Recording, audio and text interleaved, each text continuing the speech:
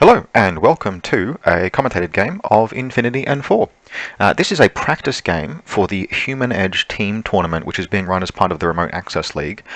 So if you are a viewer and you are a participant in the Remote Access League and you have not yet played against the team International Men of Mystery, please don't watch the video because this is one of the players from that team. I'm actually captaining that team, and this is a practice game between one of our players and one of the just a volunteer who's jumped on for a game, and very much thanks to him. But yeah, so you will see all of the list and how it's meant to be played on a scenario that's about to be played. If you're watching this, the game itself probably will happen in I don't know, a week or so. So yeah, big chance to like kind of gather some intel and stuff, so we'll just take it as a kindness if you're in Human Edge to just pause the video now and come back in a month. But yeah, so Human Edge is being run, as always, by the Remote Access League. It is a five-person aside team event. I imagine that there will be future seasons that are running. It's in progress right now. It's been running for 2 weeks. We're entering the third.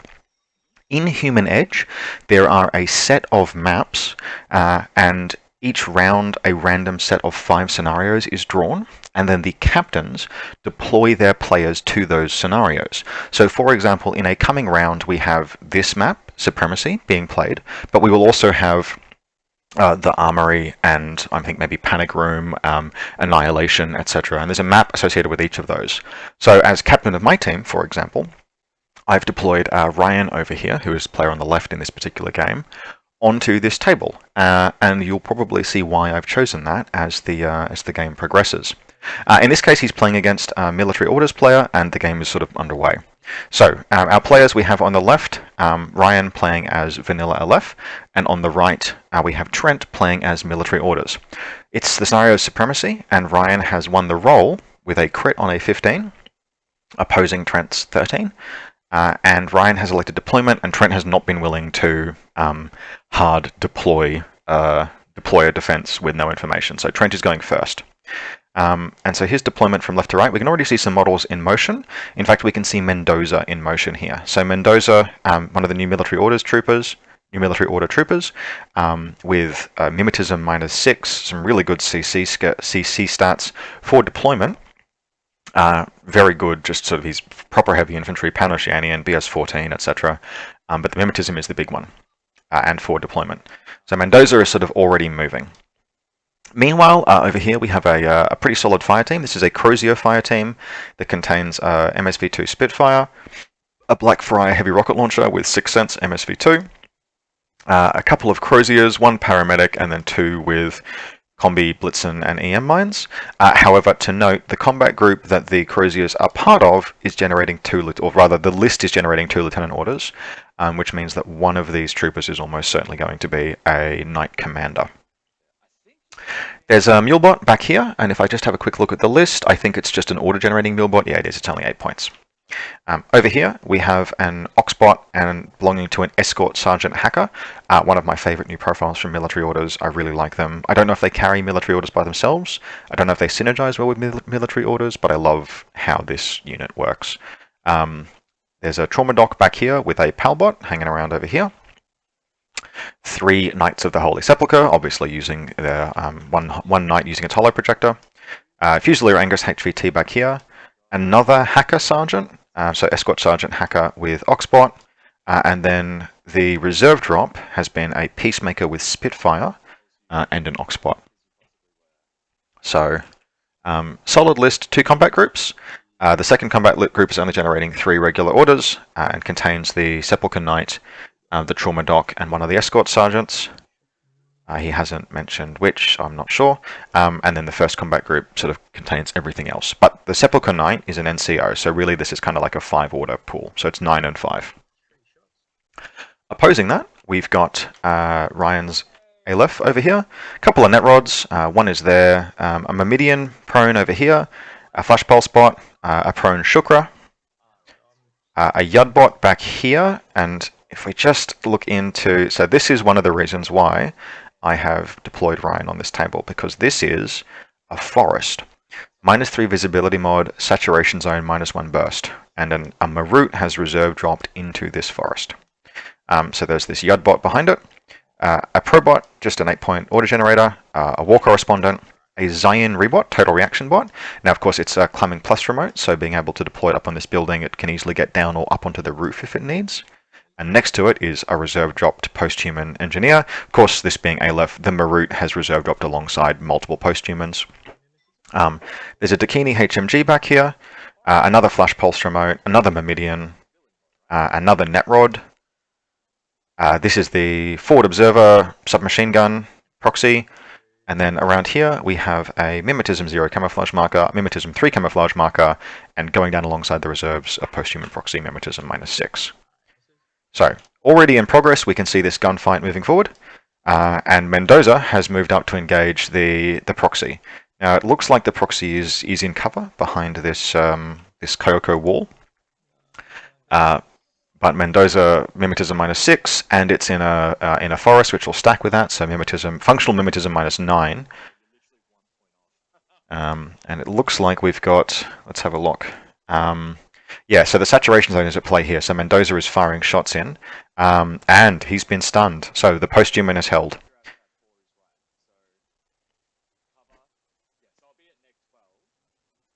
They're doing some math right now. The post-human is looking for a 6 to hit, I want to say, with its flash pulse.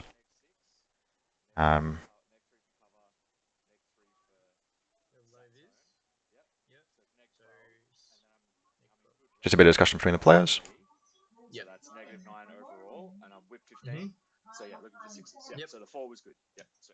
Yeah, and they've confirmed. Yeah, the math on that roll was correct. So this is I'm interested to see how Mendoza performs, but this is already a bit of a case study in why post-humans are really good. Cheeky Flash Pulse has dropped Mendoza. Now he'll be fine, obviously. He could even be healed if a paramedic or if a doctor was going to willing to run the Palbot all the way over, but that won't happen. So this is an interesting start to the game. Now, if Mendoza had succeeded and won this face-to-face roll, and to be frank, it's actually interesting. It's hard to say whether or not how favoured Mendoza was here, because to be perfectly honest, 2 dice 11s, which is what he was on because of the visibility zone, 2 dice 11s versus 1 dice of 6. The most likely outcome there is just lots of inconclusive nothing. Now that said, you would generally expect him to get a shot through eventually, and having gotten a shot through, a damage 14 shock round has an okay chance of dealing with an armor 3 post-human in cover. But ultimately, this fight could almost go on forever. Now, as it is, decisive action has occurred, and Mendoza is stunned. Mendoza is not forbidden from doing anything, but there's not going to be any more attacks, and there will be -3 to any other rolls. So I think if Mendoza had survived here, we'd have seen him come along. If once he killed the post-human, we'd probably have seen him come along here, put this Netrod down, and at that point, that's probably as far as he goes, because if he comes around this corner here, he's going to come into. This is a very bad fight for him, trying to engage the Meru. He could try and run up here. Once the Netrod was dead, to engage the Myrmidian, that would be an option. And sort of again at that point, like you're moving further, you start engaging the Meru. So this is a very good outcome for Ryan. It's also a pretty good outcome because it's cost orders for Mendoza to get into the forest. So yeah, there's some conversation now. You might be able to hear bits of it, probably not a lot. I have the player's volume quite low because there is a sleepover happening at one of the houses, and so we can hear children in the background. But yeah, Mendoza can't go into suppressive fire. He can hold his position because he's religious. And the post-human proxy, honestly, is not going to have a great time trying to fight Mendoza, because Mendoza shooting once the saturation bonuses advantage shifts to Mendoza's favor, this will be more than 8. The post-human does not want to try and engage Mendoza with submachine gun at that range. But if I look along this distance, I think we'll probably just see the Meru move forward to about here, behind this truck, and it'll clean him up. So, bad start for Mendoza, and that's pretty unfortunate. So we look at the order pool, and we can see, yeah. So that's the movement into this forest, and the subsequent inconclusive face-to-face rolls has really gutted the order pool there. The Sepulchre will still have 5 orders to spend, and we can kind of conjecture that probably we'll want to engage the Zion total reaction bot probably won't want to engage the Meru. And the reason why I don't think it'll necessarily want to engage the Meru is that this is the Meru will be able to guts back into total cover if it needs to, and there's a Yud bot right behind it. Oh, by the way, in terms of how this is played, the treetops are considered solid for the purposes of blocking like crossboard line of fire from rooftop to rooftop, but the forests themselves otherwise are just amorphous. So this Yudbot, for example, is actually kind of exposed despite the tree there. A model would be able to see it from like long distance, but it's mimetism in a sat zone, in a visibility zone, and it's back away from the Coco Shrine to give the Marut space to guts back. So the Sepulchre Knight, it could get really, really lucky, but it will only be firing 3 shots into the Marut, and it will be firing 3 shots on 11s, whereas the Marut will be firing 1 shot back on 12s while it's surprised, but then on 15s after that. So this is likely to be inconclusive unless we see, like, you can always just triple crit, right? It's a big +1 damage AP HMG. It's a good weapons platform, but the Marut is just very resilient while she's in this forest. So some movement forward. Just generally, while we're waiting for this to move, we're going to also see the Peacemaker move forward here. Now this I think is probably too bold a play. This is a Spitfire Peacemaker, which is actually I think is a very nice rounding out to the rest of the list. This in terms of this as a military orders list, core linked heavy rocket launcher and Mendoza and the Sepulchre Knight are all solid firepower platforms, but you want a little bit more. And the Spitfire, normally I would take a shotgun, but I think the Spitfire really helps round out the fact that you're playing a Panashanian army with no smoke. So I actually quite like the Spitfire in this particular case. No capacity, the Mulebot is not a hacker, so there's no capacity to give it support wear, but the few extra points I think are nice. Now, if we're just looking, and it's a bit tricky to see with the forests, but I think the Marut has a line that will pin this Peacemaker down. It actually will be much better served coming around this flank to maybe engage some of these things. Little lock spots moving forward. Just while sort of things are happening, I was quite keen to see Mendoza in play, and it's a bit disappointing that he's been no-sold so early and so hard by a post-human. It can happen. It's a flash pulse. It's what it do. But I've played 1 game against Mendoza myself already, and I was actually pretty surprised by just how effective he is. He teed up on a Raicho at about 30 inches, and I was convinced this is a fine face-to-face roll. He's using a rifle, and he just about melted the Raicho to slag, because Mimetism -6 is on an Apex gunfighter is really good. In this case, we will have to wait at least a turn to see what Mendoza can do. Okay, so the Oxbot's moving forward. The Marut is teeing up on the teeing up on the Oxbot. And the Oxbot, I assume, this is almost certainly a mine. So it looks like he's...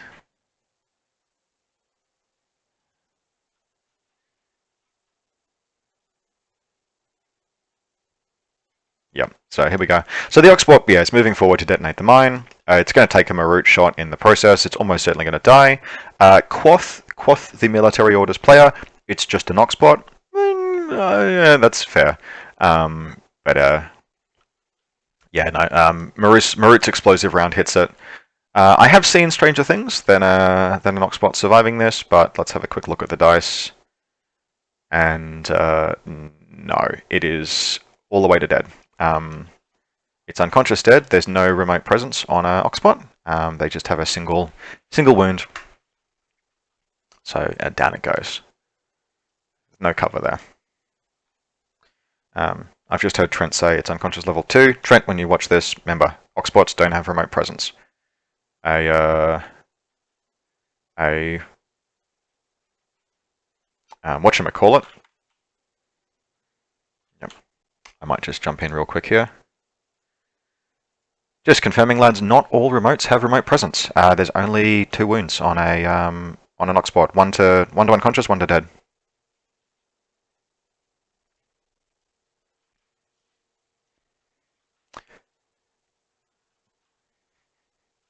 Now there's I don't think there's a machinist in this list. No, you can link a machinist in with this core, and I was talking to Trent earlier today about highly classified lists, and they featured prominently a machinist, a military orders machinist, in the core link. But in this case, this is a supremacy list.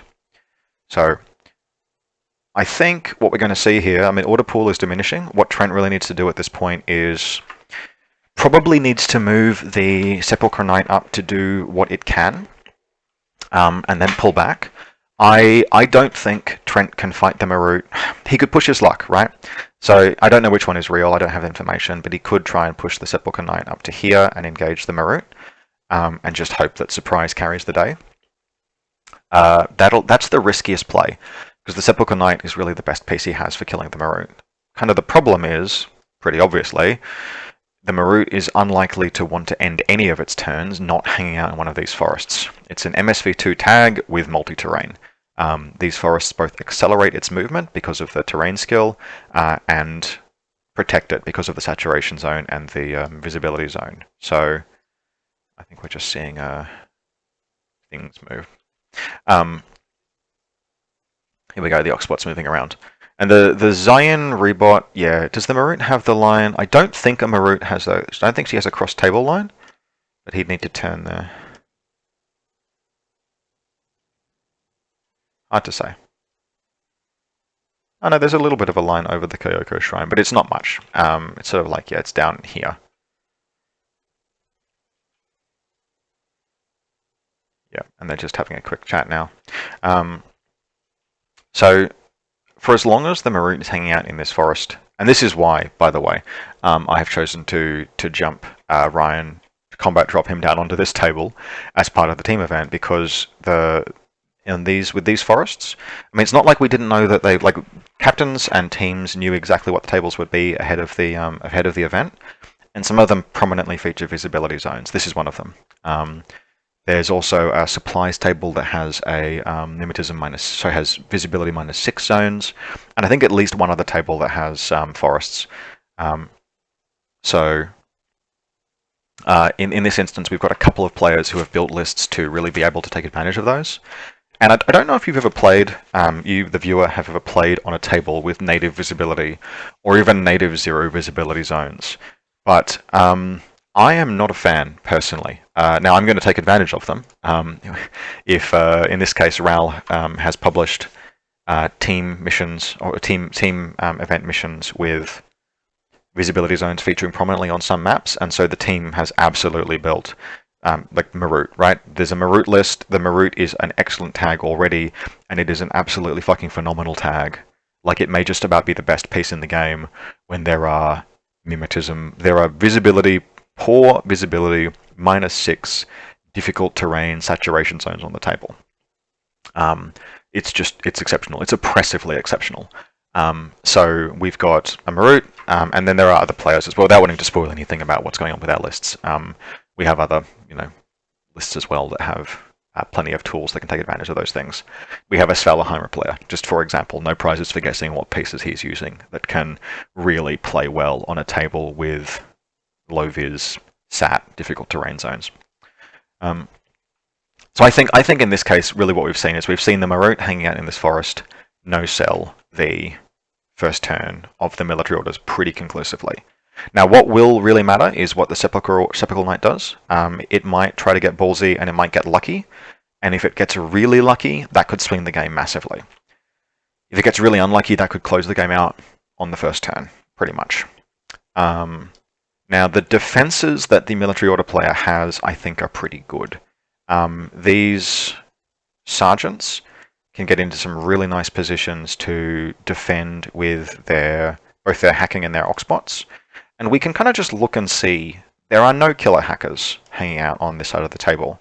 The only things that might be a hacker are is this camouflage marker, mimetism -6, and if it's a post-human, because it deployed with the post-humans, which means it's a regular hacker. Its whip is high, but it's not going to kill an order sergeant hacker. So the hacking defense that military orders have got here, actually pretty good. Like, genuinely pretty good. 2 hackers with whip 13, BTS 3 is not like king and god of this Middle Earth, but it is enough. Particularly when you've got a midfield repeater like this Peacemaker, very nice. So yeah, we can see here an order sergeant moving up, and it'll probably be. It's a couple of things this order sergeant could be doing. It's only got a few orders left, so I'm a bit worried about it. But so she's just moved up to suppress, and she's got kind of like a line down here. I kind of think she's going to get killed by a Zayin rebot, but we'll see. Yeah, I think she's going to die to a Zayin rebot when it crawls like up the side of this building and up here, and tees up on her at probably like 28 inches. But I could be wrong about that. We'll see. There's also a Dakini heavy machine gun back here, but it's not going to be able to get line of fire. Yeah, no, because she's prone, you actually would have to be on this solar paneled rooftop, which means the Dakini can't really get there, but the Zayin can. It'll just like whoop sideways up onto this wall, and then you can see on my screen is showing line of fire now. Very easy shots down into the order sergeant. All right, Sepulchral Knight is moving, so this is the action. The real question here is, does the Sepulchral Knight move to engage the Zayin rebot, or does it move to engage the Meru, or does it move to do neither? I am a conservative player by nature. In my shoes, I would look to engage the Zayin rebot, but I am also aware that it's kind of a mixed proposition. And the reason why it's a mixed proposition is that the Zayin rebot's going to drop prone, it's going to go on, if it goes unconscious and doesn't die, it'll drop prone, and there's a proxy engineer right next to it. I actually really like this position. I think that the only thing I would change about how Ryan has deployed this is I would pull it back very, very slightly, because there's just a little bit of a risk. It's probably fine, right? But there's a little bit of a risk that when it dies and drops prone, its base is still visible from a model sufficiently far back or high up. And what you really want with this kind of a piece is you want it to drop prone fully out of line of fire. That's one of the things that makes total reaction bots in 4th edition really, really annoying. In a good way, like real feature, not bug kind of situation. The fact that you drop prone when you fall unconscious and stand up from prone when unconscious is cancelled makes the passive presence of a TR bot with 1 order per turn. Like, it usually takes more than 1 order to engage and destroy a TR bot, and it usually takes exactly 1 order to bring it back. So this engineer hanging out back here can just fix the Zayin rebot with an order every turn. And the Aleph list sort of like conclusively has more orders than the military orders list as well. Not a lot more, right? The military orders list is clocking in at 14 orders, but the Aleph list will be clocking in, if Ryan is willing to convert irregulars to regular, at 16. So it's a good trade for Ryan if this Zayin rebot just dies and comes back and dies and comes back every turn. So yeah, just watching this. So the Sepulchral Knight is just moving forward. This is kind of suggesting to me that maybe this is the real one, but we will see. Because this one is, yeah, that's definitely through the Meru's line of fire. Unless he's prone. Yeah, that's an easy line down there. So I'm kind of thinking that this one is real. If the Sepulchral Knight had been prone, I think it would have probably been okay, but as a standing piece...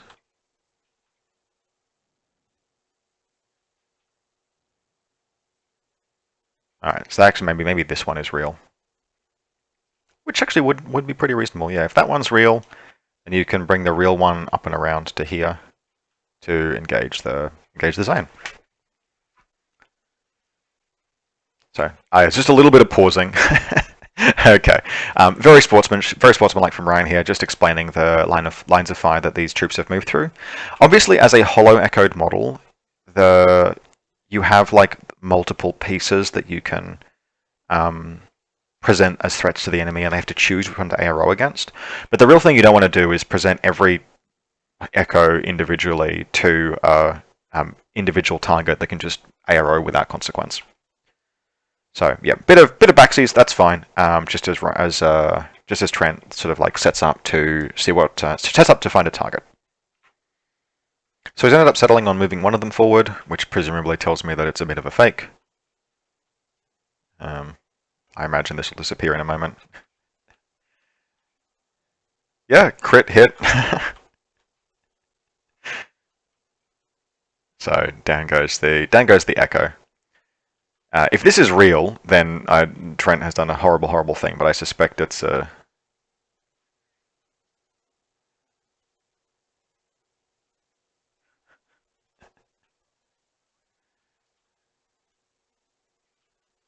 There we go. Alright, yep, so it was fake, disappears in a puff of nanites.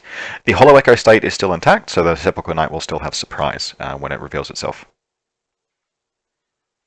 Interesting little thing to note here, just as part of that, was that Trent had the opportunity to measure the gunfight, right? Because you had to, right? You had to check the range on the total reaction bot to its target, which the Sepulchre Knight has then been able to use to know that this distance from the Zayin to about this car is 21 inches, which means that he can move out and fall off the edge, but whatever, to engage the Zayin. Pretty confident that he'll be inside good range. So that's interesting. Just, just remember what the ranges are. So I think this is a very small mechanical error. So the Sepulchre Knight has moved out, just one of them has moved out to see the Zayin Rebot. The Zayin Rebot has elected to hold. It can, because the Sepulchre Knight is in a marker state still, but there is no reason to. It's actually better off to shoot in that particular instance, because it is obvious that the Sepulchre Knight is going to shoot you. By not shooting back immediately, all you do is give it an opportunity to maybe do something else. Now, probably wouldn't do anything, because it's not crossing this gap, there's a Meru watching it, but that's just a thing to note. I think it would have been, strictly speaking, very slightly more optimal to shoot immediately rather than attempt to hold your arrow against the model in a marker state. So, the gunfight will ensue. This is 4 dice on 4 dice, the Zayin's going to be on 8s, and the Sepulchre Knight will be on 14s. So quite favoured, but not certain. 4 dice on 4 dice is always going to be a little dicey. Now, the Zayin's going to need to crit. Let's see how the Zayin Rebot does. Looking for 8s here for Ryan. And he does not get them. The 6 is going to end up cancelling one of those hits, but that's 3 spicy damage 16. Oh no, I see Ryan has already rolled. Yep. So yeah, we're going to unconscious, a double unconscious. So we've got, fail, fail, pass, pass on the saves. So a double unconscious Zayin Rebot, and it has dropped prone and out of line of fire. Now, if we pull back to the Sepulchre Knight, I don't think there's any way that it could move to engage the Zayin Rebot that would let him kill it, which means that, so Ryan's deployment here, we can see it's just away from the edge. I spoke about this before. Being just far enough away, if he'd been on this edge, then going prone would let him in line of fire. But as a bit back, he's okay, although it was pretty close. So there's a run on the board, there's a kill for the Sepulchre Knight. He is choosing to spend an order to re-echo, which I suspect means that he wants to have a go at the Meru, which is bold, but I kinda get it. Either he wants to have a go at the Meru, or he wants to close the distance using his marker state and hope the Meru doesn't just shoot one of them. Either way, I'm not sure where he would want to go, but it is Supremacy. You kind of want to get in the zone. The real problem right now is that if he doesn't put points in zones, it's actually pretty trivially easy for Ryan to kill this Peacemaker and control this space. Mendoza is expensive, but still. Okay, he's looking across the distance. So the Sepulchre Knight is moving out, and I imagine that 3 Sepulchres will be moving through line of fire of the Maroon. Now Ryan does kind of have to hold here. He really kind of does. You don't want to guess wrong and take a bunch of unopposed shots. But we'll see how he plays it up. Yeah, so here they go, moving forward. And the Meru is holding, which, he pretty much had to do. This is one of those situations where Hollow Echo is not as good as a big boy marker state, as camouflage, but it gets you across some gaps like this, particularly when you're packing as much firepower as the Sepulchre Knight is. The Meru can't afford to guess wrong. Even 3 shots on 11s with damage 16 armor piercing. it stands a chance of putting it down. So, with only one order left on the Sepulchre Knight, I strongly suspect that we are not going to see a great deal more from it this turn. So let's just sort of recap. Real notable is that the post-human Proxy Mark V is still a broken piece of shit. And I hate post-humans and they're very powerful. Holding up Mendoza means we haven't really got to see Mendoza strut his stuff. But the visibility zones, saturation zones are really at play in favor of the defender there.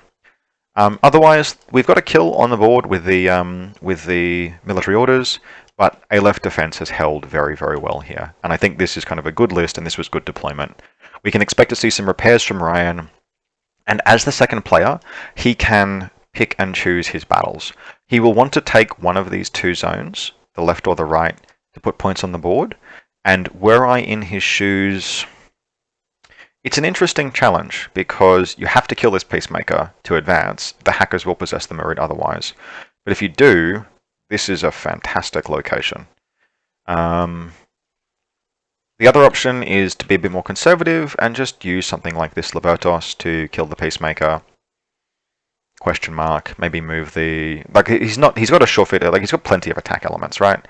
There's this post-human here. The defensive overwatch is pretty chill from the military orders player. So quite a lot of attacking could be done. Interesting point sort of between the players, just a bit of conversation as the game was beginning, was the Trent obviously had the option. When Ryan won the roll, Trent obviously had the option to go second because Ryan picked deployment. But Trent is an Australian player, plays in New South Wales, and he has attempted a couple of times to deploy first, go second. And those have not been great experiences. It's actually something that is increasingly of interest to me because two of the players on my team in this event are Raymond from the Netherlands and Persian from Poland, and the European meta is much less afraid of deploying first, going second, and I've seen both of those players execute that. And I think on one occasion I've seen it backfire, but they are comfortably the best players I've seen at playing to leverage the second player advantage despite the deployment advantage of deploying second in a way that's really interesting. And I'm very slowly moderating my opinion on whether or not you can afford to do that and under what circumstances. Now that said, both of those guys are still ballsier than I am. And they are some fucking bold dudes. But in this case, I think I agree with a Whip 15 Lieutenant on the Aleph side, and this table as it is, and the scenario as it is. I think there's a non-zero chance that Trent could have held a first turn alpha, but you just don't want to let post-humans run up your guts. Even with Oxbots and flamethrowers and stuff, post-humans that deploy after you have placed everything, and which don't cost any orders when they die, and Libertos and the Meru and the potential for catastrophic failure state, I respect Trent's decision to go first. At least set his defense fully up, etc. Try and pull the game out a little bit long. So Ryan's moving into his second turn now, and he has this as an order pool. Only the Zayan has gone down. The Marut is a Strategos 2 Lieutenant, so he could flip things around between groups if he wanted to. He might, we'll see. But yeah, he's got kind of his pick of what to do here. Now I think this is probably, he could feasibly make a run in on this link, but he'd have to clear Mendoza to do it. But what is sort of relevant to note is that there are some high value pieces in the midfield, both high value in terms of points and high value in terms of if they are destroyed, that's quite bad for the military orders player. And there are probably assets in place to do that work. The Marut, obviously very, very good. She can engage Mendoza from maybe this position here or this position here, behind this planter bed. Moving up in that process, in that way, would also let her engage the Sepulchre Knight. There's this Peacemaker, which if it can be destroyed, would be really good, actually, because this is the midfield repeater that poses a threat to the Marut. What the Marut probably wants to do, if it can, is end its turn, maybe in suppressive, maybe not, but in one of these forests, in a position ideally where it's dominating one of the two zones closest to the military orders deployment zone. Now, if it drops here and it ends up killing its way through, then it's going to have to deal with hacking attempts against the next turn. But I don't think that's the end of the world. I think Ryan's got plenty of command tokens. He's got 3 remaining. If the Meru ends up here, kills Mendoza, kills the Sepulchre, kills the Peacemaker, dominates the zone, then the Sergeant moving up to this wall to hack it subsequently, firstly, is likely to take a fair bit of time, and secondly, possessed tags actually aren't that dangerous. What's it going to do? Like, it might kill some stuff, but that'll still, you'll just take it back at the end of your turn, and it'll be points in the zone again. So that's sort of like a good path to take it back at the beginning of your next turn. That's a good path to victory. So there's some movement, and I think we're going to see some repairs, some movement, etc. What's moving? Yeah, so the post-human doing Aleph's work and moving up to fix the Zayan robot. No arrows declared, there's a 12, Zayan stands back up. And so again, this is sort of what I was talking about, right? The Sepulchre Knight spent 2 or 3, like it spent 5 orders in total, and in those 5 orders it killed a Zayan robot, and in one order, test run has been done. That's pretty good. And the post-human, has undone all of that work. Now, it hasn't totally undone the work. Some of what the Sepulchre was trying to do was advance. It was trying to clear off the obstacle posed by the Zayan to move itself into the midfield. But certainly, you can definitely make the point that it spent 5 orders, it killed one thing, and in one order, that thing came back. So the question sort of from here on out is, what does Ryan do? His offensive options are very strong, and he has post-humans if he wants to use them as well. But he's got a chunky order pool as well. The second pool, it looks like the Meru. Yeah, so the Meru has moved into the first combat group. So we now have a second combat group that I suspect includes probably the post-humans, maybe some other elements. But yeah, up comes the big girl. Yeah, and so of course she's got 7 inches of movement on the first skill thanks to her multi-terrain. And yeah, so it looks like she's moved into line of fire of the Peacemaker. I mean, at least I think she has. We'll see what the players think.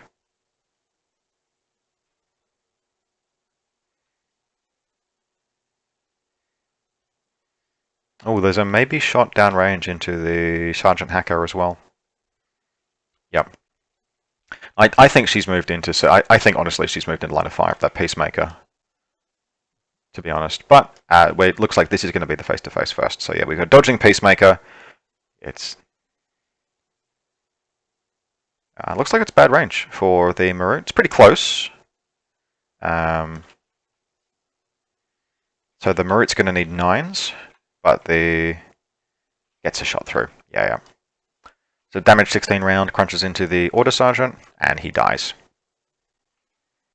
Order Sergeants don't have armor, armor 1, so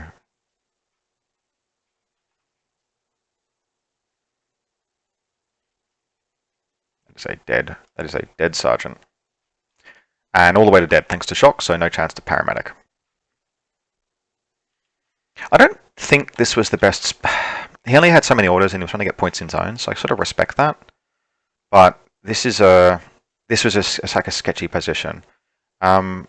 I would almost have been inclined to like park on top of the car. That would be a question to ask your opponent. Can I end movement on this? Because it is a curved, it's like a weird curved surface.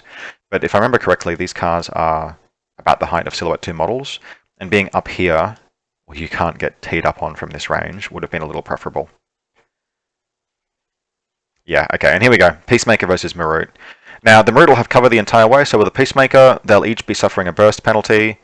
It's 18 inches, which is at least within suppressive fire range, which is good for the Peacemaker, but it's, very good for the Meru. So the Meru's going to be on 12s here, and the poor Peacemaker will be on something like 3s. So I think this is going to be, I would say 3 dice 12s versus 2 dice 3s, which is a pretty pants face-to-face roll, but there's a chance the Peacemaker will hold a couple of orders. I think that might be a crit.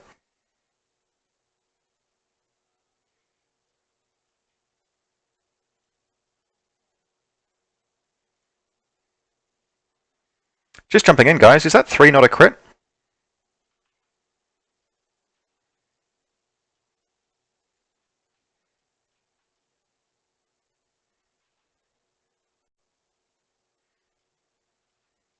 So, a wound has been suffered.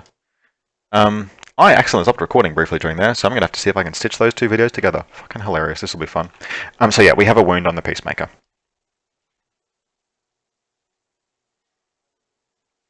Sorry, a wound on the Meru. This is a pretty much best case scenario, is that the crit gets through. But this is still a good face-to-face roll, right? You want to just you want to force this until the Peacemaker is dead. Now this wound on the Meru might change. That'll be 2 hits on the Peacemaker. This wound on the Meru might tempt Ryan to maybe move the Yudbot forward to repair. Yudbot does not have terrain, so it's going to be moving 5 inches, but still it should only be a couple of orders away from repairing the Meru. I don't fully know Ryan's combat groups, but if the posthuman is in group 2, I would be considering spending those orders, fixing the Meru. If the posthuman's not in group 2, probably not, because the Meru's going to want those orders. You don't want to suck air away from it. But having taken a wound in reactive turn from the Peacemaker is about as good as the Meru's odds are going to get, about as good as it gets for military orders. Yeah, okay. And now up comes the big girl, and yeah, she's moving in, I think, to see Father Inquisitor Mendoza. So let's see what Mendoza wants to do. Now he's almost certainly going to dodge here, because that even moving through the open, he'll be 8s. He might take the shot. I can't mouse over his stats while it's in silhouette, but let's have a quick look at Army. So Mendoza dodges on 16s, or he could fire a DA round downrange at the Meru out of cover on an 8. That's an interesting question, actually. I suspect he wants to dodge because he needs to live, but we'll see. We'll see what Trent does. Yep, there's the dodge. Range is good. Ryan's looking for 15s. Ooh, 3 hits get through. These will be armor-piercing rounds against the Inquisitor's armor of 4. We'll see how he goes.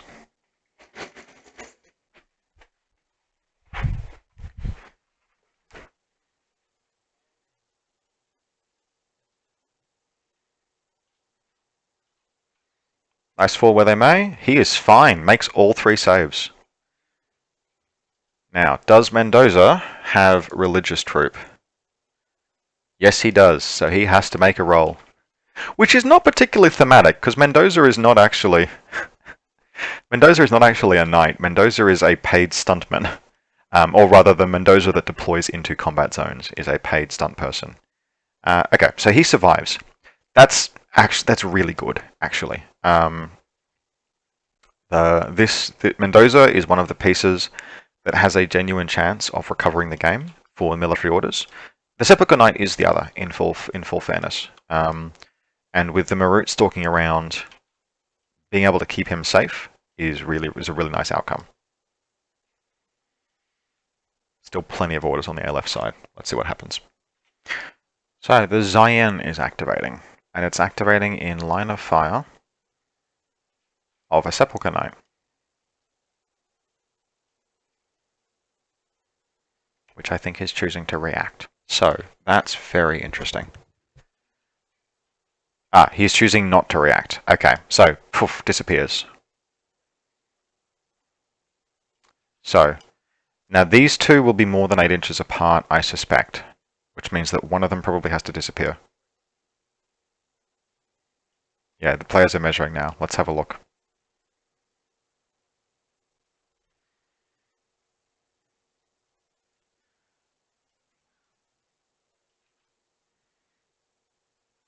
Yep. Okay. So it's super close. That's super close, but they are still inside of 8. So the echo state is maintained. So Ryan has not.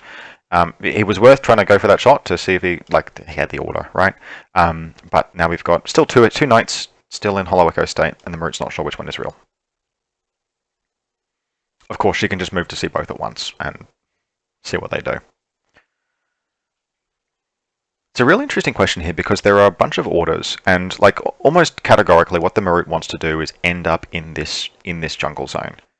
It's just kind of, what does she do along the way, and do you spend an order to get her back up to speed?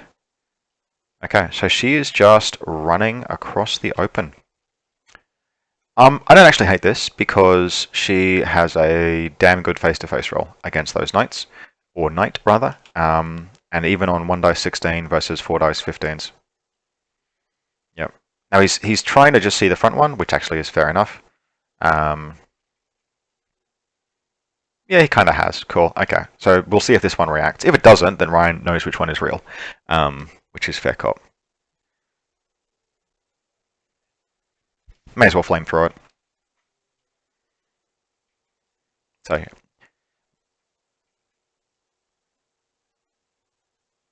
Yep. Okay. So what's happening is that the Meru, this knight has not reacted, which means the Meru's just going to have to flamethrower it. Which means that unless we will see here if Trent. It's a heavy flamethrower, lads. There we go. That's easily within range, no question. Yeah. There we go. Whoosh. Big boom. And it'll disappear. There we go. So that removes the echo state. We now know that this one is real. We also know that in order to cross this gap, Ryan's going to have to break cover against it, but I think that's fine.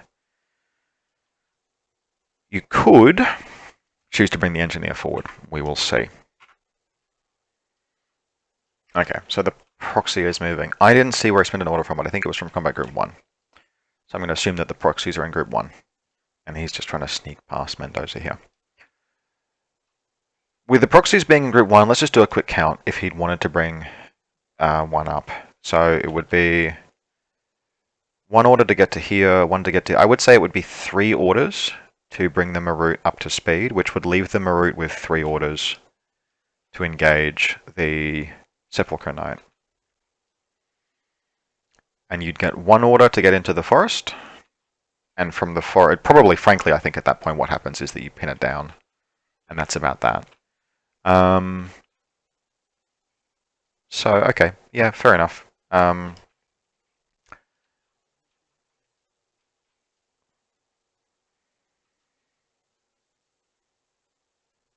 this posthuman is just moving forward. They're just trying to see if it can be, if the posthuman can get, basically can cautious move through. I would say it probably can't. Just as an eyeball, I think Mendoza's line of fire kind of terminates at this barrel, but it's very, very, very close. So I don't envy the players having to make that decision. If it was $1 million on the line, I wouldn't want to make the call. Okay, now I can see Mendoza. I can see Mendoza. Yeah, okay, so that's probably line of fire. But down to the players to decide. So they've decided basically that there wasn't, if there was line of fire, it wasn't from or to 3mm on either troop. And so the posthumans just kind of like kept moving around, and it's making a run on this console. It's taken an extra order to do that. Yep, okay. I am mixed on how I feel about doing this. Not that I think it is bad, more that I think it is something you would want to do at the conclusion of your turn after you've accomplished other things.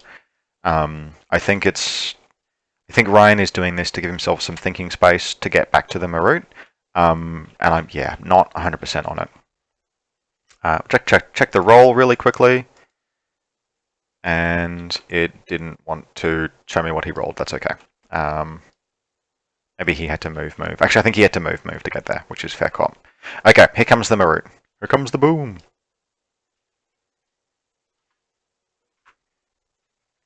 And she's actually choosing to move in and out of line of fire. I think this is a mistake. Oh, there's a crit. So that'll be 3 saves on the Sepulchre Knight. He's pretty heavily armored, but he's not that heavily armored, and that is an unconscious and dead. That is a dead Sepulchre Knight. Armor 5 goes to 3. Yeah, those are all fails. So that was the outcome that Ryan was looking for, basically. As much as it sucked to get crit and lose a wound from the Peacemaker, the Meru is a BS-15 main battle tag, and the Sepulchre Knight cannot fight that.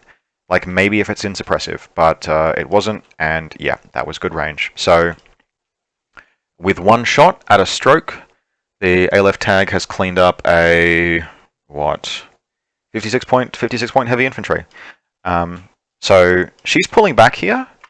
Actually, that's probably alright. But if I don't see this camouflage marker run forward, I am going to be upset, because this zone has nothing in it. It's free for the taking. Something better move to occupy it. Pulling the Meru back now, actually, I don't dislike, because almost what you want to do is just pin Mendoza down. And not die to this Blackfriar. I think those are your two objectives right now with the Meru, is don't die to the Blackfriar and pin Mendoza down. With priority being don't die to the Blackfriar. It is totally fine if she gets hacked. There are not going to be enough orders, as far as I can tell, on the side of the military orders to meaningfully do a rampage with her. So, yeah, all right. So he's moving up to here, and yeah, moving back. All right.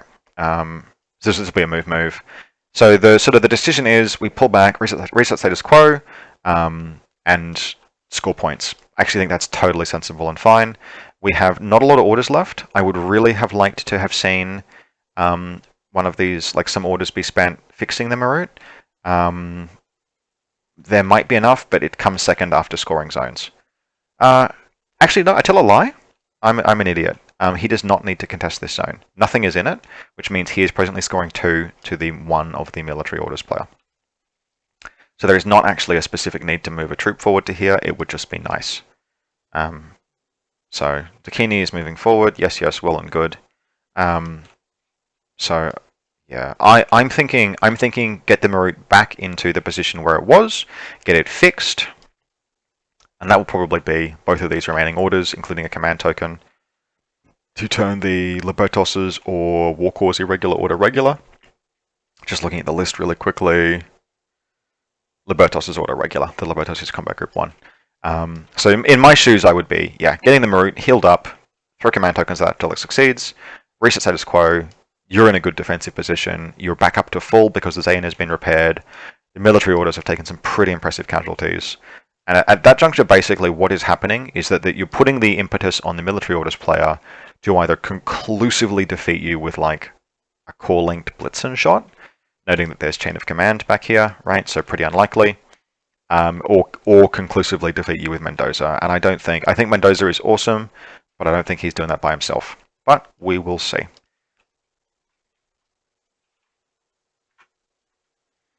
Okay. So instead we've just got Proxy, pressing some buttons, doing some things. Not unreasonable. Marut's pulled back to here. This is serviceable. So she's still wounded, obviously. We can tell because its Yudbot has not moved at all. But this is fine. Saying that with just a little bit of like, fine, that's fine. The remaining existential threat to the Meru is these guns. Core-linked Blackfriar, which to be fair will just be firing 2 shots, but it won't be suffering any penalties from the Viz zone. Crozier with Blitzen, which frankly might well be a Knight Commander. Crozier with Spitfire, which might also be a Knight Commander. Let's just check. I can confirm this is actually the Knight Commander. Crozier Paramedic. Crozier. So there's 2 Blitzen Paramedics, 2 Blitzen Croziers, and 1 Spitfire Crozier, and 1 Blackfriar. Any of them could be a Knight Commander. One of them has to be. The Paramedic wouldn't, because it's useful. Paramedic is typically going to be real.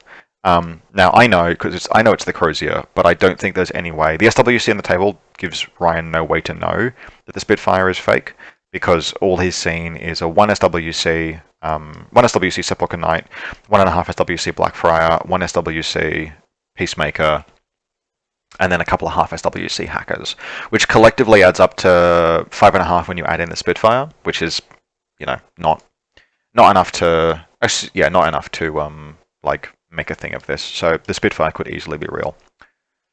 So what Ryan is actually facing are 2 Blitzens and a HRL, and either of those, the Blitzens I think are not a massive threat because they're only going to be burst 1, but the heavy rocket launcher, if it wanted to move around, now he's pretty well hidden there. But the heavy rocket launcher could come up this ladder, and if it did so, I think it would have line of fire to the Meru. And if it gets line of fire to the Meru and it's willing to have that face-to-face roll, it could feasibly kill her. So I would be more leaning towards pulling her all the way back to here and just being like, I've scored points. This is on you to do some damage now. But he didn't, and this is more forward. And I suspect ultimately it will be fine. I'm just being very, very, very risk averse. So Zayn's moving forward, and This is good. I think actually really like the Zayn is in the disposable second combat group. It is a great piece, particularly like in this situation, kind of like where firepower dominance has been established, right? It's going to be up to the military orders player to try and dislodge things, and the military orders player is not going to have enough orders to easily dislodge, for example, a Zayn rebot. Having to kill it before it can take any action against the Meru is not necessarily not ideal. So, end of this turn. I think we'll find that the points go. So not only has there been a button clicked and a classified done, which is great, and some casualties scored, which is also great, but the Aleph player has controlled 2 zones to the 1 of the military orders player. And we're over to military orders player 2, and he's going to condense that in his groups and kick off the turn. Yeah, so here we go. It's 2 command tokens spent, and that was to move the trauma dock and the other model that wasn't a Sepulchre Knight, the one of the presumably the remaining hacker order sergeant, to fill up. So we've got 10 regular and 2 lieutenant. No NCO, so the lieutenant's not really particularly useful, but 10 regular orders basically that this link team and Mendoza can spend. It should be 9 actually, because he can't pop something over the Peacemaker. Yeah, there we go. 9 regular. Let's see what he can do. Alright, the link is activating. And he's going straight for the money shot. As far as I can tell, he's moving. Okay, he's moving to see. Okay, so that he's. Alright, I'm wrong. He's moving to see the TR bot. Now, I don't know if the players remember this, but the this tree blocks line of fire. The canopy does, but oh no, I see. Yeah, there's kind of like there's a line. Yep, no, he's got it. He's got it under the canopy there. We can see it. I'm trying to just angle the camera. Yeah, okay, cool. So this is going to be a presumably burst 2 BS15 Blitzen versus a burst 4 BS11 shotback. Now, that's not a great face-to-face roll. It's not terrible, but it's not wonderful either. You're massively outdiced. But what fucking choice do you have? Because he's got to clear this fucking thing off and then go for the Meru. Now, there's a serious question here, like, do you then, gee, what do you do? What do you tee up on the Meru? But let's see if we can clear this first hurdle. I assume the assumption was that he couldn't take this fight with Blackfriar. Although it totally looks like he can to me, and I'm not sure why he's not taking the fight with the Blackfriar. But 10 is a really good roll from Ryan. Oh, and the shot lands. Okay. So, pretty bad. Make some saves. Yeah, she's alright. Okay. But that's her Blitzen's expended. Now, also just like minor point of optimization here, this shit should be moving forward. This Crozier should at least have been moving. Or it should have been the one to take the shot, actually. I think this Crozier is the one that should have taken the face-to-face roll, but meh, it didn't. It is what it is.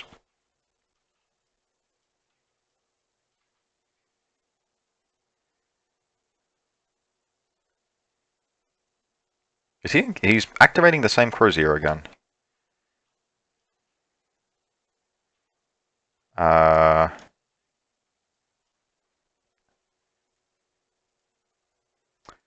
going to jump in again here real quick, guys. Trent, is this your 3rd and 4th Blitzen fired from the Crozier, or did I miss a reload? I missed a reload. Cheers, guys. Thank you. Okay. So, we've got a Mulebot reload. This looked like it was more than 8, but fair enough. Okay, does the Crozier survive a second time? No, she's unconscious. And the link breaks, although there are command tokens remaining. Now, again, I legit think that it should be the Blackfriar making this face-to-face roll. Better dice, more dice, can easily kill, but he's trying out the... but really, yeah, really in the shoes of Ryan, in the shoes of Trent here, what I would be doing is moving the Blackfriar up, right? Take the same face-to-face roll, but with a Blackfriar would have been 4 shots. Now, I mean, nothing protects you from that crit, unfortunately, but would be 4 shots on 16s. And you might even be able to take the shot on 2 shots 16s through the forest, bringing the rebot down to 3 shots on 8s, which is again, total reaction bots, right? They just win face-to-face rolls sometimes. But in any case, he's moved in with the Crozier, and it's going to be a challenge to get this paramedic up. So we can sort of see, unfortunately, we can kind of just see it slipping away here. And we can see it slipping away because of this wonderfully positioned Zayan rebot. But we will see. So he's reforming up a 3-person link, presumably leaving the Knight Commander out, because the Knight Commander will probably want to spend some Lieutenant orders.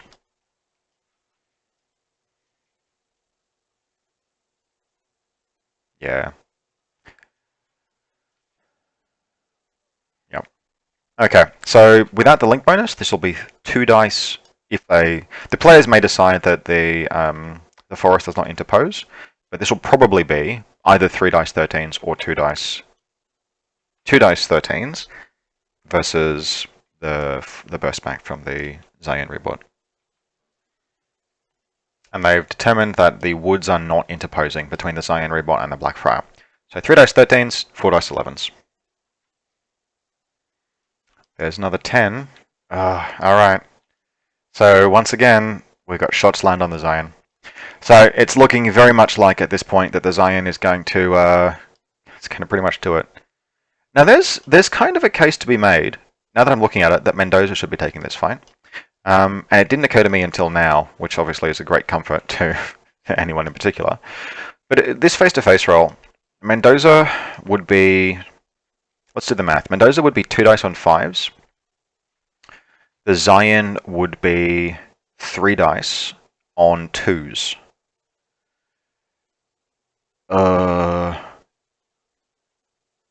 Yeah, I mean, that's a roll of desperation, but it is what it is. So let's have a look. Yeah, he's going for it.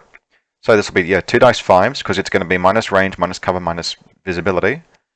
But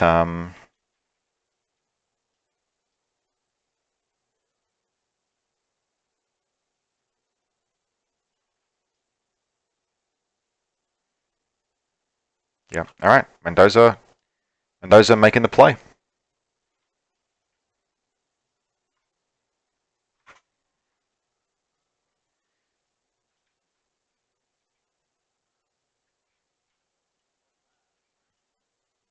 So let's watch as this flipping thing rolls 3 dice on 2s. Oh, it's within 16. I don't think it is. Alright, yep, no, it's within 16. Okay, so the rebot... I'm not... Yeah, that's not... They're measuring 2D there. I'm pretty sure that's more than 16.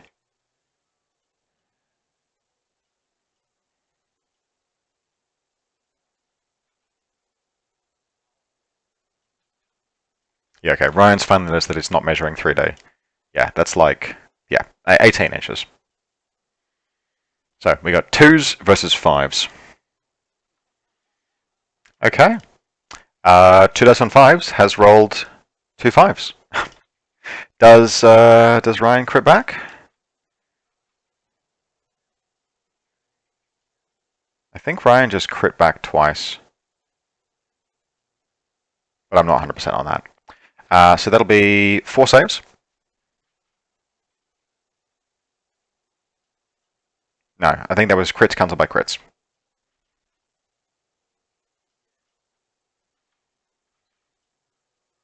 Yep, try again. So it was 2 5s, crit twice, and the TR bot also crit twice.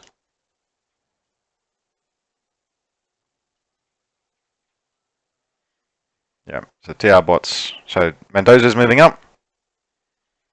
Oh, okay, okay. It looks like...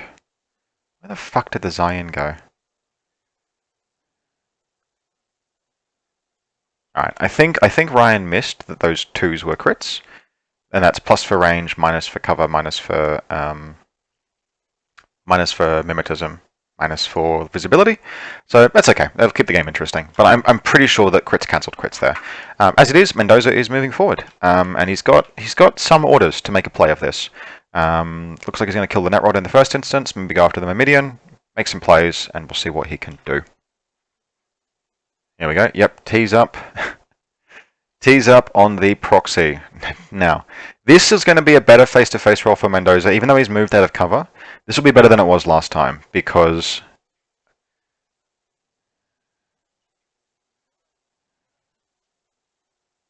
he's got a back shot even on the proxy. Now, even if the proxy had been facing in a direction where I could see Mendoza, this would have been better for Mendoza, because Mendoza would have 3 dice on 14s, whereas the proxy would be 1 dice back on probably 12s.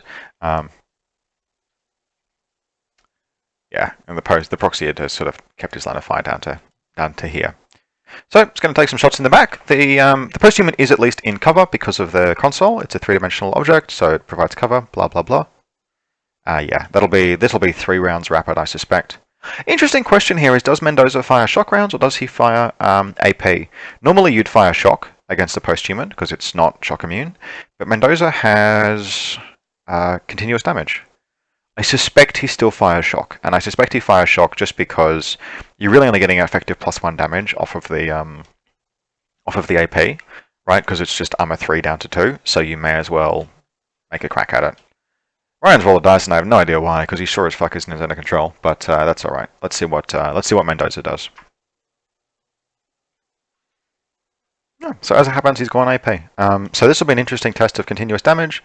So we've got 1 pass, 1 fail. That fail would have just killed him, but the 9 would not have. So this is interesting, right? This has made a liar of me. The 9 would have succeeded against shock ammunition. It failed just barely against AP, and the continuous damage finished him off. So the decision to fire AP as the dice fell was correct. That's super interesting. So Mendoza scored a kill. He'll have a chance probably to kill... that's what the dodge was. I was like, why is he rolling a dodge? He's rolling a dodge on the Myrmidian. That makes sense. So Mendoza will have a chance to kill this Netrod. And he's sort of conclusively gotten into this space. Now, frankly, I think Military Orders is still well fucked. Not to put too fine a point on it. This is not a game that Military Orders will be able to carry. They've lost too much and they can't recover it. The paramedic can potentially bring the Blackfire back up, but this is just this firefight was disastrous off the back of losses that Military Orders really couldn't afford to take, unfortunately. But here we are seeing what a fucking Chad, what an absolute Chad Mendoza is, and I'm increasingly really like him. Now he's not cheap. He clocks in at a thoroughly pricey 57 points, and really you can make him a little cheaper by taking a heavy shotgun, but I think you absolutely fine that take the multi-rifle. I would never take Mendoza with a shotgun. 57 points is extremely expensive, but he's really a really good tip of the spear. Okay, so this was cute. Mendoza on both profiles has grenades and is Fizz 13.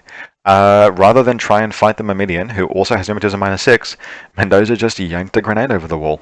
That's fucking hilarious. you absolute fucking Chad. So yeah, no, this is very cool. And I'm really glad to see this. Actually, this is some cool play, and it sort of showcases this flank run. Like it got stopped in the first turn, which sucks. But this flank run for Mendoza has really just done great stuff. Now, we still have a fully active Meru. We still have a Zayn rebot that did eventually die, to be fair, although it probably shouldn't have. The players didn't do their math correctly, but that's okay. But some really, really good stuff from Mendoza here.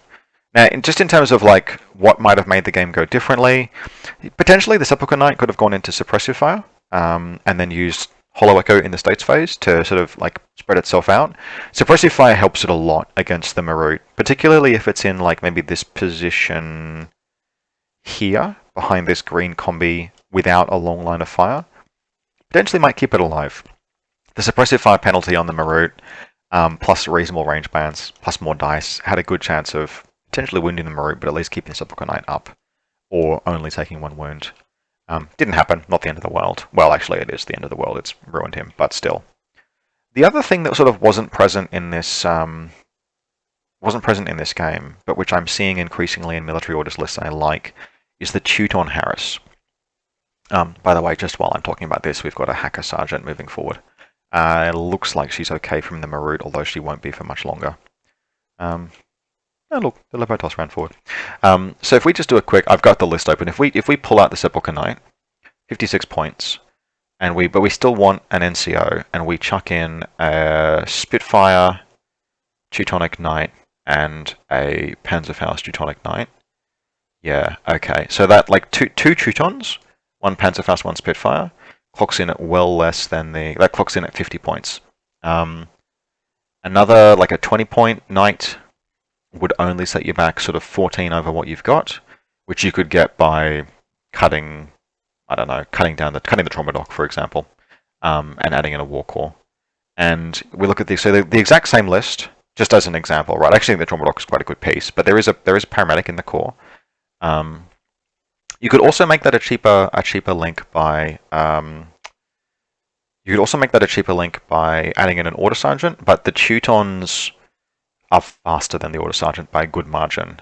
There's kind of an argument that HRL, there's no SWC for it in this list, but a HRL order sergeant in a Teuton link is nice, but alternatively just 3 Teutons, 1 Spitfire, 1 Tinbot, and then potentially either a specialist or a light shotgun dude. And in fact, we could have, yeah, okay. So in this link, this list that we're looking at right now, the Sepulchre Knight adds a HMG, and it's a very, very good one, but I don't know if it's that much of a better one than the Tick Balang for like 9 points more. 10 points more? 12 points more? It's a few. But the Tick Balang is massively higher quality. Yeah, hard to say. So turns run out, military orders have moved forward. Mendoza has done really good stuff. Dropped into suppressive fire. We've got a sergeant that's moved forward. Where the hell is I have no idea where the Oxbot. Oxbot's gotten forward as well. This camouflage marker Libertos is elected not to reveal. The link is shot to shreds. So there is a universe in which Mendoza just does not lose a face-to-face roll for the rest of the game, and his positioning is excellent. I'm wrong. It's not excellent. There's a hole in this wall. The Marut can move to this Clanter bed and engage him at well beyond his ability to return fire. I don't know if there are Myrmidians around to... Yep, and there's a Myrmidian here, so it could throw down smoke to do that. Now, he will be able to guts, probably back into total cover, if he survives another face-to-face, another round toe-to-toe with the Marut. But I think at this juncture, the Marut can just leverage her firepower superiority. She's kind of the last big gun standing. Yeah,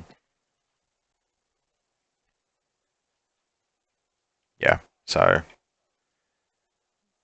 there's our line to Mendoza in the distance. Really cool to see Mendoza though. So order pool is diminished for the we're still running an absolutely full bottle pool with the tag. This is a 10 regular order, 2 irregular order list, thanks to the combination of Strategos tactical awareness.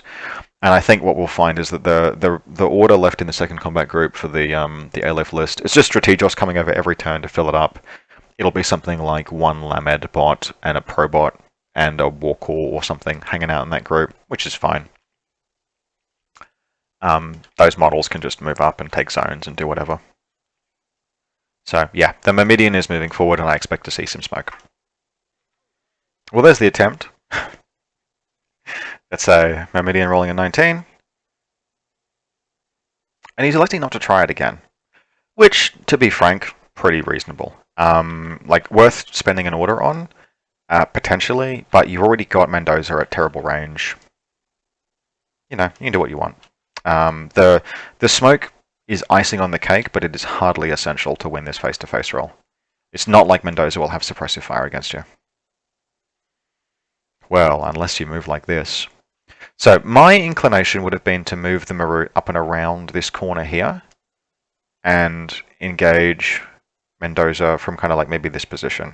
And hey, you can kill an Oxbot along the way, which opens up the Libertos to run forward. Moving forward like this lets her engage him more aggressively because he really won't be able to pull back.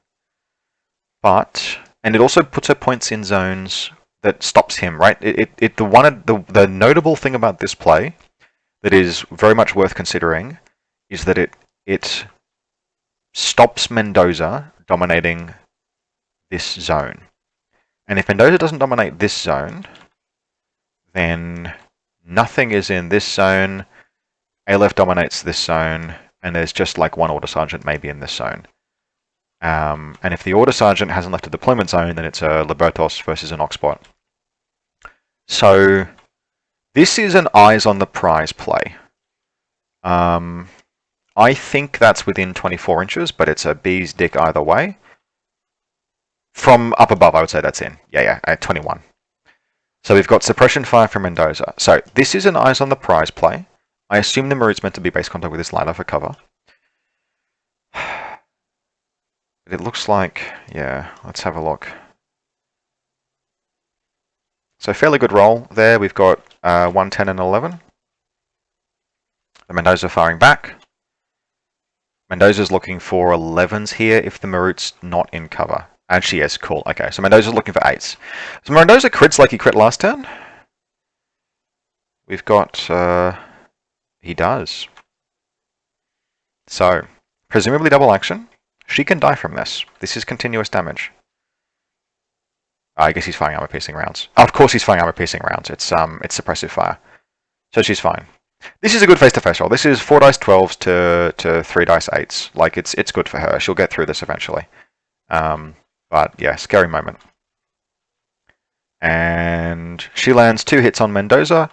He's got a decent chance of surviving here. Let's see what happens. He takes a wound. Now, he could break suppression, but I don't think he can get far enough back to be safe. Because she'll just move further around. So I think he just holds. I think he holds and hopes to crit her to death. And that's a shit path to victory, right? But it is a path to victory. And there are not enough resources left on the military order side of the table to play conservatively. Mendoza has to win this game, and he has to win this game by killing the Meru. He's probably not going to, but it is the path, right? This is the way. Yeah, so this fight's going to happen again. And this exchange, this like furious hail of G.I. Joe gunfire, is going to keep happening, I reckon, until, well, Ryan might chicken out, and I wouldn't blame him for for getting the Yardbot forward to repair. But this, like, basically just hold with Mendoza, and roll 3 8s. Let's see it. Come on, Trent. 3 8s. Stay in the game. There's a crit. So, 2 saves. She's fine. Right, it's damage 14, armor piercing. She's in cover. She needs to roll like 8s. Yeah. So now she still. I think she shouldn't have walked away. She still needs to be in this zone, specifically in this zone facing down Mendoza.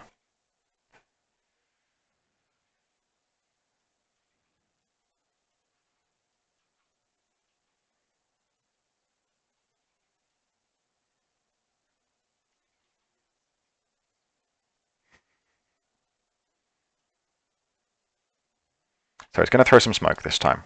He's sick of losing these face-to-face rolls to crits on 8s. And that's not, like, there are so many orders, right? You can, now that I've seen what Ryan is doing, and specifically that he's trying to secure this face-to-face roll the hard way, like he's just to win it, just win the face-to-face roll. Spending a couple orders to like maybe get some smoke done on this car, and then the Meru through the smoke, and then now you're like to neg 12 Mendoza. I don't hate that. He's actually moved into Mendoza's line of fire, but Mendoza's suppressing fire. He's not going to break it. So let's roll. Let's watch the Myrmidian do what Myrmidians do and roll like a 20 to throw the smoke grenade. Oh, we're hanging. He lands it. Okay. Now, an interesting thing to note, right, is that although from where I'm sitting, Mendoza, like the path to victory for the Aleph player is for Mendoza to crit the Meru to death, which is a poor path to victory, but it is a path to victory. The Aleph have many options, and they have options because their resources are mostly intact, right? Look at this order pool. And Posthumans and the Dakini are viable, and the Myrmidian are viable offensive options. So we're going to have a face-to-face roll here with the Meru. I think there's a good chance it's beyond 24. So Mendoza might be in a position now where unfortunately he has to dodge, But I don't know. I mean, I might just take the shot anyway. Yeah, because it was about, they're just talking about ranges now. Mendoza was firing about 20 to 21 inch shot to this bit here. Yeah, so I think he has to give up suppressive. So Mendoza will be dodging on like a 16, but and a 14 is good. And yeah, no, he makes it. But what the Meru has done is like she's guaranteed that there are no face-to-face rolls coming back.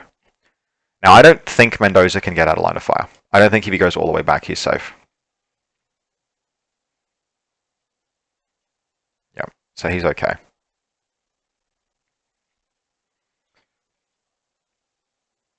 I'll just zoom into this position here. One question is, can Mendoza move over these boxes with his dodge movement? The answer is, if he could vault them, yes. But as we zoom in here, we can see that he's actually very, very slightly less tall. So he can't. He could vault, for example, onto or over these military supply crates, these radioactive military supplies. He could move over those with a dodge movement, but he can't move over these green crates because they're taller than he is. So, a bit of measurement to see where he can reach. Yeah, it's too far to cover. So I reckon he's probably just pruning up back here, and it's not going to save him.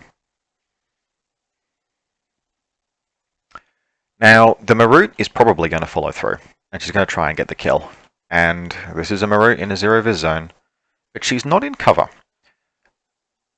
And yeah, no, he's not. He's not at a line of fire, even as far back as he can go. So, there's a real question here, and I honest to God think that if that Meru blitzed at me again, I would just YOLO that, take the -9, try and crit on double action round on a 5, and just kill the damn thing. That's like a 1% play, but it's a 1% to keep yourself in the game.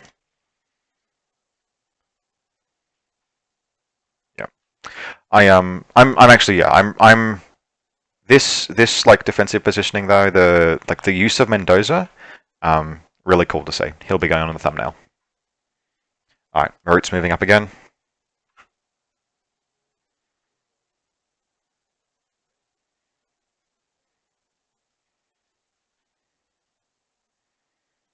Alright.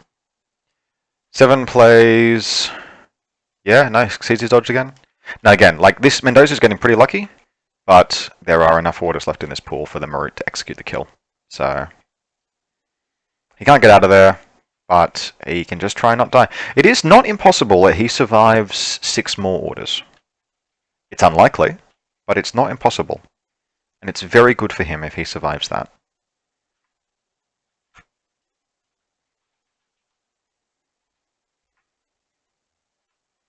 So just a bit of consideration here, where Trent's trying to decide where he should dodge to, but the answer is there is nowhere, and there is unfortunately nowhere. And he's looking for it, like he's really looking for some place that he can get to, but he can't vault these supplies, and 3 inches this direction will just result in him getting shot to death from out of cover. The play at this point is to jank a crit on a 4 for a 5, or just hard like dodge for multiple turns. So yeah, we got the Meru moving up to cover again. And yeah, for visibility, she shouldn't really be doing this. She should have stayed in cover next turn. I think she was trying to make a run towards this console and to ditch out her Karkata remote, but it's not going to change things too much. So two 10s there versus a 16. No, shots land. So it'll be 2 saves, and down he goes. Actually, all the way to dead. So he's down, and with Mendoza's death, I think end the hope of the military orders, because at this point there just aren't enough models, right? Actually, I don't think. Yeah, no, there's no retreat. No, so there are not enough casualties to have inflicted retreat. There's still a probot, Crozier paramedic, Crozier combi. We know this is actually a knight commander. There's a hacker back here. There's enough left. There's probably enough left. There's probably enough left that this is not retreat for the military orders player. But, yeah, The path clear was Mendoza really just getting very, very, very lucky, and he didn't. So there are only a small number of orders left, but I suspect what Ryan will be doing here is just moving up to control zones. Does not actually need to control that many, right? Like he can control 2 to 1, and that's totally fine. And he'll probably be looking to push some buttons. He is the second player here. He's leveraging his advantage reasonably well. But yeah, and he's just moved up to get a line of fire on this little lock spot. And he's probably going to kill it. Now, while he's looking at that, I'm going to go and do some math, because we want to see how close are we to retreat. Let's have a look. Oh, it is very close. But yeah, he would have to kill like one more piece, basically. If he killed this escort sergeant, he won't. Killing the Oxbot won't do it. Oxbot's too little. But with this Oxbot dead, the military orders player will be at about 80 points worth of stuff left on the board. Now, Ryan can't 100% know that because he doesn't know exactly what the Knight Commander is here. But the little Oxbot that could. Yeah, so the Meru's just moving forward. So yeah, perilously close to retreat, but being perilously close to retreat means that even if the Meru got possessed, it doesn't matter. Just don't, for fuck's sake, Ryan, don't spend this command token. I can see the irregular order on the Libertos. The only thing that Ryan could do that would be the absolutely wrong play right now is to spend a command token to convert this irregular order regular. Because if he does that, on his third turn, he can't depossess the Meru if she gets possessed. Now, she probably won't, right? Like, the Order Sergeant would have to, like, YOLO into this fog zone, into this jungle zone, and then further through. The odds against it are stratospherically low, but, yeah. Just don't spend that last command token. Now, the other thing is that the Oxbot's trying to, like, get forward, and there's kind of a chance, yeah, that he would... Okay. Remember that you stop when you contact the terrain there. Yeah, Ryan's remember that, good. He's looking for a flamethrower hit that catches both of these, but, oh, it's just popped in. It is very nice terrain, but, like, I can't see fucking shit when they put that in. Just getting my video deflagged from, deflagged for children there.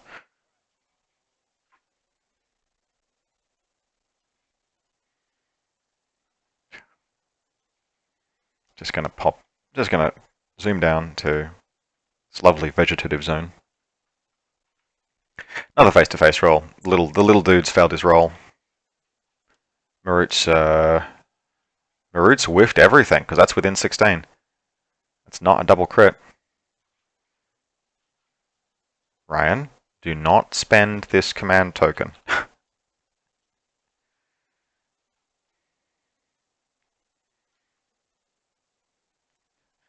Don't do it, Ryan. Don't do it, Ryan. Okay, alright.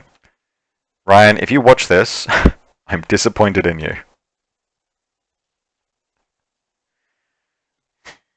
I mean, he's probably fine. Realistically, he's probably fine. And the reason why he's probably fine is that the amount of effort this escort sergeant would need to expend to get in on the Meru. Okay, alright. This is fine. So the Marut is pulling back with this order. That's not as bad, because it's even more distance between her and the Order Sergeant. And we actually know that the Order Sergeant, yeah, there's 5 orders left in this pool. And so distance between her and the Order Sergeant means that it's less and less likely to get the hack off. Now, if it was going to try with 5 orders, it would have to run, so 1, 2, it's very difficult. I think it's actually possible, but it would involve running through some open ground. Alright.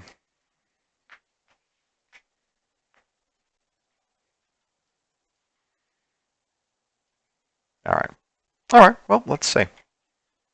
So this time she tees up 3 times on the Oxborn, and it probably dies. I think he's done his math wrong, but that's alright. Yeah, it dead. That's okay. That puts the order, by my math, that puts the military orders force at sitting tight on 80 points, which is very, very, very close to retreat, but not in retreat. Yeah, so final military orders turn beginning, and they should have something like 5 regular and 2 lieutenant orders. Oh, and we're just doing a quick check. That order sergeant is less than half in the zone, but it's pretty close. But it still doesn't really matter. It's this Takini has moved forward into this zone, the Meru, and God knows what else is in this zone. And so even if military orders contests this zone, hope you can see the mouse moving there, there's nothing in this far zone. So once again, it's 2 zones to 1. So the score is a pretty comfortable lead for Aleph right now.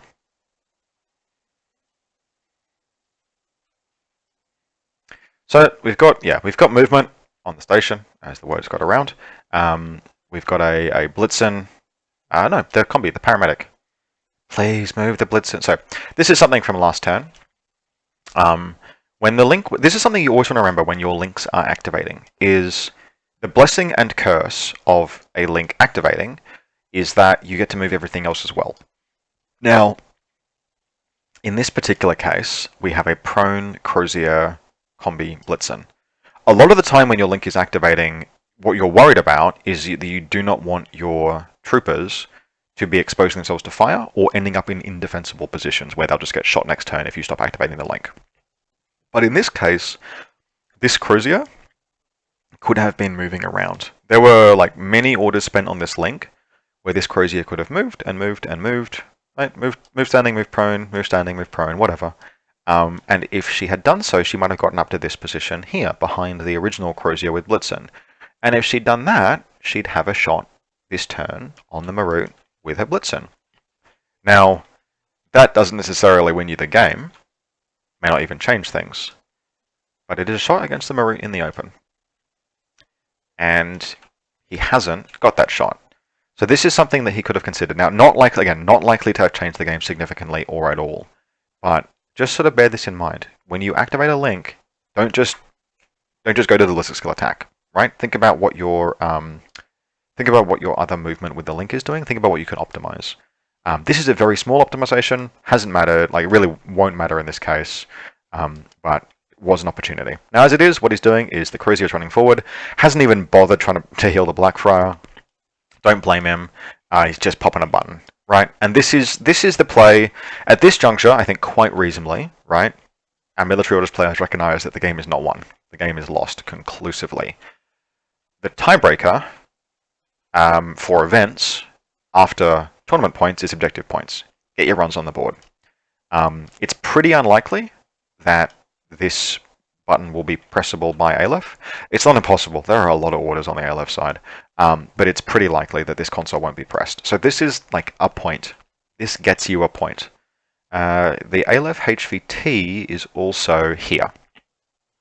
So she can feasibly run up to like this nook here, secure the HVT. Not a lot. It's not a lot at all, but it's some points. And yeah, so there's basically a few orders left. There's some looking here, basically what this escort sergeant might do, and I think the answer is not a lot, but hey, we will see. Can you believe I've gotten this entire episode without making a joke about how there's a wild Libertos in the tall grass? Just putting that one out there. Yep. So the Order Sergeant Lieutenant is moving forward prone, and I think what's actually happening is that the players are playing the grass as blocking line of fire. So a prone model can move through. I actually don't hate that. I don't know if it was clarified. There are often terrain notes on these maps, but they look like they've been disappeared. And when we mouse over the forest, we can see difficult terrain jungle, low visibility -3, saturation zone -1 burst, treetops block line of fire. So we know the treetops block line of fire. My reading would be, therefore, that the rest of it, the tree trunks and the grass doesn't. But I don't hate playing it as if it does, right? Standing model, obviously visible. Prone model, not visible. Crawling through the grass. That's kind of cool. Like, I don't hate that. It's not how I would play it, but I don't hate it. I like it, so fair enough. Talk to your opponents, as always, about that. I think it closes the map up maybe a little more than is intended. Like, the map's very open on some axes. There are a lot of fire lanes on this map, but I don't think you're meant to be able to crawl forward and be forever free here. But hey, whatever. So yeah, we've just got this Order Sergeant just crawling forward, and again, making a play for the console. Not going to win the game. This is triage. This is trying to get points on the board. I like it. This is a sensible play by someone who is pretty much SOL on the game itself. And this will be 2 dice on 16s.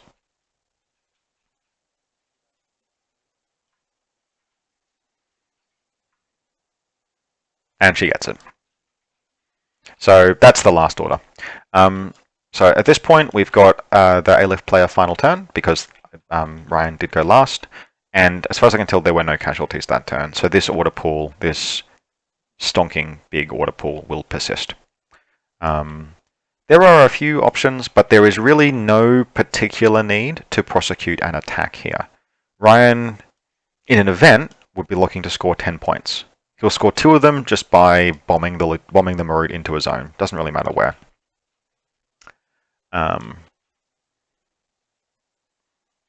Probably...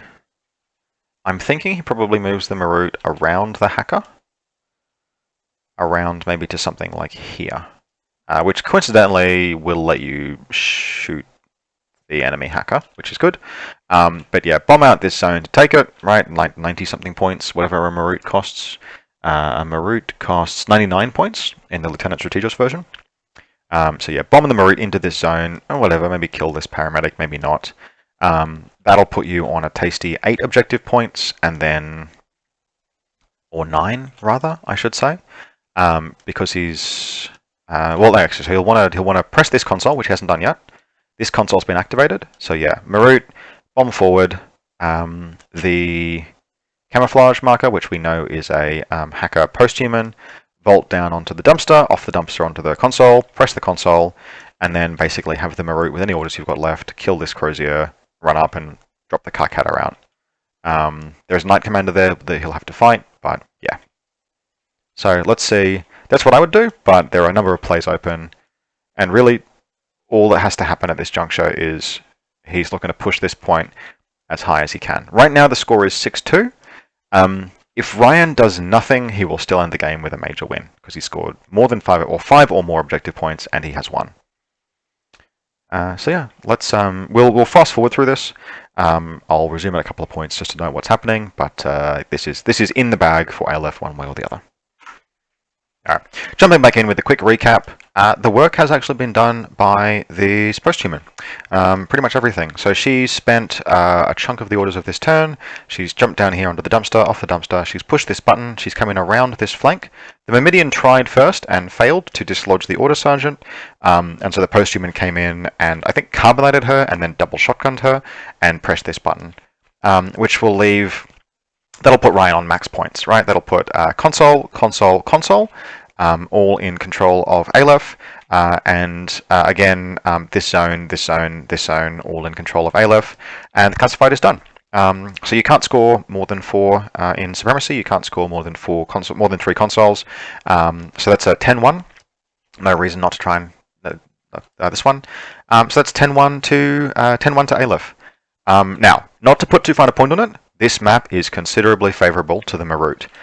So Trent, if you get this far into the video and you're sort of wondering what could have done differently, these forests, this list of Ryan has been built to take advantage of this forest and other forests in this terrain. Personally, this is just kind of my riff. I don't put terrain in tournament tables kind of for this reason. Visors are good on troops before terrain comes into play. In this kind of a table, where there is pretty widespread saturation and vis mods, visors become oppressive. And I feel like that's maybe something that people don't realize or haven't played on. Quite often, you hear those cheeky stories where like the Varuna player says, "Oh, you want to play those trees as low vis?" Oh yeah, that seems cool. And then a Kamau sniper drops down, and you're like, "I've been fucking had." And that's why, right? It just a list that is built to take advantage of visibility zones is often a good list already, right? Like Bakunin, Riot Girls, they are shit hot. The Meru, incredible. Kahu, Bagmarie, MSV, Cherontid, even with Plasma, right, fighting at short range.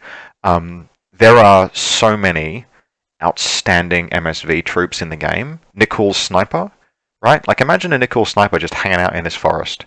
Good fucking luck, right? Unless you're packing a Meru, or like Kahu, or an Aquila Guard, or right. There are good MSV model. Riot Girl, Link, right? There are very, very good MSV troops in the game who go from very good to oppressive when terrain is present. So, at least in this particular case, every team has had full visibility of their maps for like a month in advance of the lists being locked in. So if teams haven't built to take advantage of the terrain, then that's on them. And I suspect they have, to be frank.